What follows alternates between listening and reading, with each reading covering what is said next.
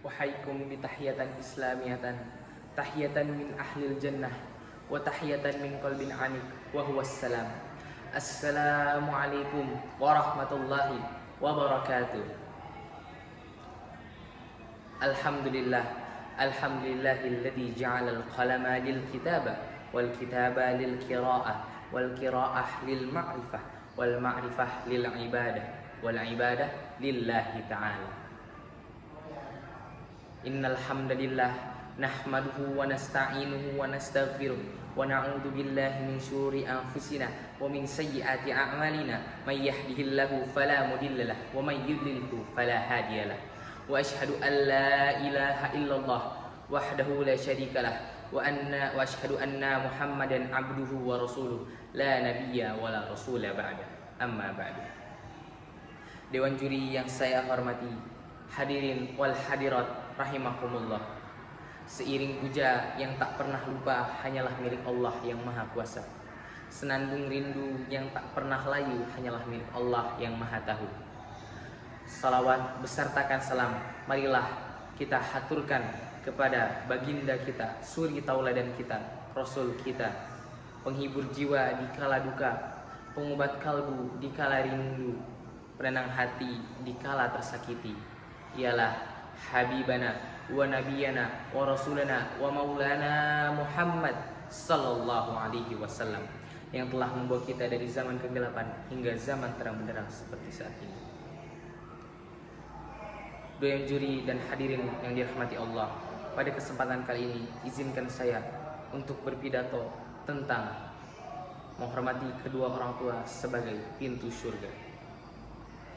Saudara seiman, tentu setiap muslim telah mengetahui betapa mulianya posisi atau kedudukan kedua orang tua di dalam ajaran Islam. Allah Subhanahu wa taala memerintahkan kita untuk senantiasa menjaga dan menghormati kedua orang tua kita. Mereka adalah pendidik, mereka adalah penjaga kita tanpa pamrih. Bahkan yang lebih mulia lagi, Rasulullah SAW mengatakan di dalam sebuah hadis yang berbunyi, Bismillahirrahmanirrahim. Al-walidu babun min awsati abwabil jannah, fa in syi'ta an tudayyi'a dhalikal baba faf'al wa in syi'ta an tahfadhu fahfadhu. Yang artinya kedua orang tua adalah pintu paling tengah untuk menuju surga. Kalian bisa mengabaikan pintu itu atau menjaganya. Hadis riwayat Imam Ahmad. Hadirin yang dimuliakan Allah, maka dari itu kita harus senantiasa berbakti dan menghormati kedua orang tua. Dengan memuliakan dan berbakti kepada kedua orang tua, kita mendapatkan jalan menuju surga yang paling mulia. Rasulullah SAW juga menegaskan bahwa kedua orang tua adalah jalan yang paling utama untuk menuju surga dan juga jalan yang paling mulia untuk menuju surga. Bisa dibayangkan betapa mulianya, betapa tingginya posisi atau derajat kedua orang tua di dalam Islam, sampai-sampai dengan berbakti dan menghormati kepada kedua orang tua kita mendapatkan jalan yang paling istimewa, jalan yang paling utama untuk menuju surganya Allah Subhanahu wa taala. Hadirin yang dirahmati Allah, maka dari itu janganlah pernah sekali-kali kita untuk menyakiti hati kedua orang tua kita, karena perilaku tersebut adalah perilaku yang sangat dibenci oleh Allah Subhanahu wa taala. Allah Subhanahu wa taala sangat membenci perbuatan durhaka atau membangkang kepada kedua orang tua. Kita tidak mengetahui kapan orang tua kita dipanggil oleh Allah yang Maha Kuasa.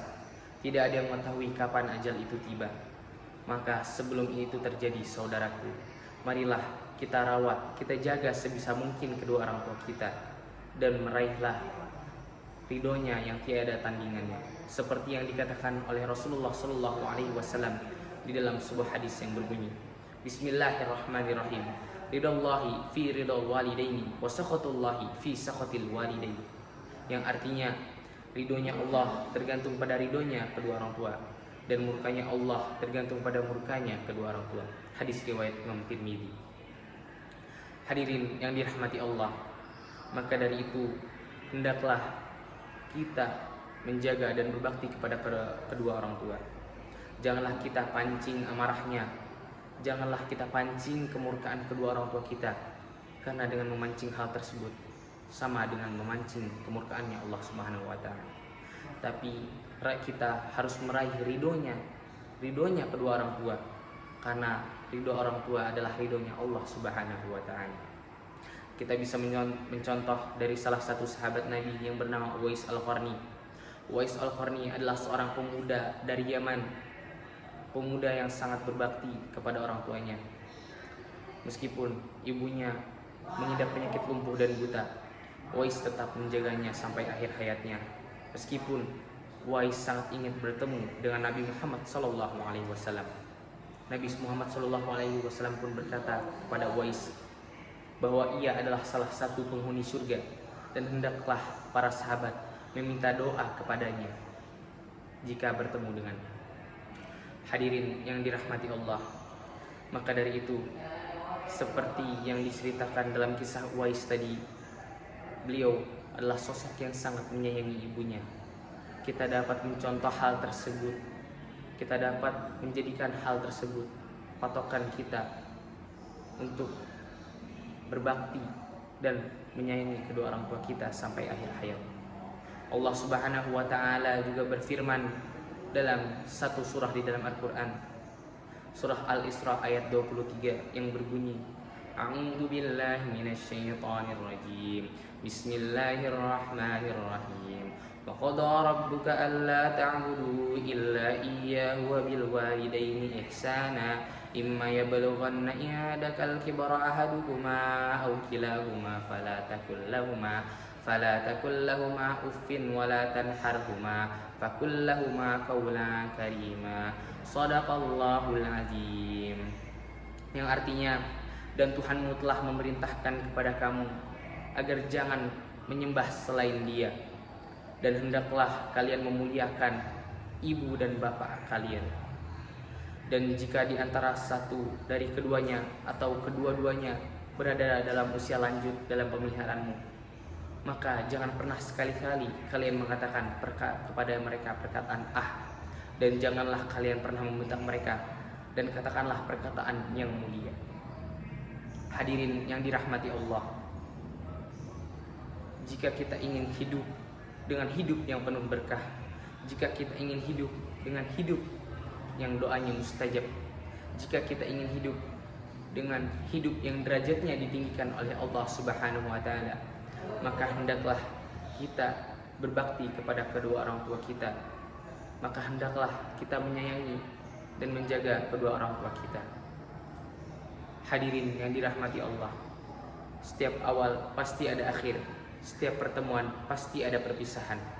Janganlah kalian takut untuk melangkah ke dalam kebaikan, karena satu langkah kecil menuju Allah lebih baik daripada 1000 langkah tanpa arah. Mungkin apa yang saya katakan pada hari ini bisa menjadi pengingat bahwa hidup bukan hanya tentang hari ini, tapi hidup tentang bekal untuk kehidupan yang abadi.